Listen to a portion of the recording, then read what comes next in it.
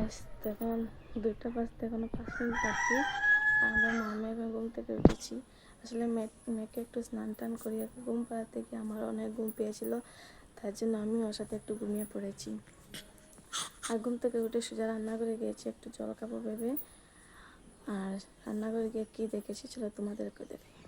তো চলো সোজা রান্না করে যাওয়া যাক। যাইছো না পাপা? আমার সাথে কী করছে সবাইকে দেখিয়ে দিই একটু। আর ওকে একটু দেখো, আর মেয়ে তো ওকে দেখলে অনেক খুশি হয়, জানি না কি যে বুঝে ওকে।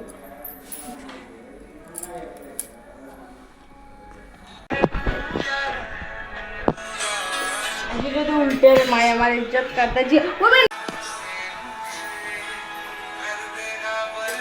तो কি করছে এটা?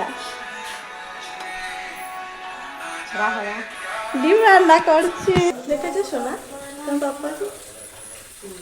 আমি বললে তো রান্না করবে না, মাসির সাথে রান্না করছে। দেখো ওরা ডিম রান্না করেছে, দেখতে মনে হচ্ছে টেস্টি টেস্টি হবে।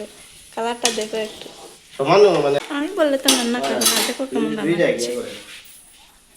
চুড়েলার সাথে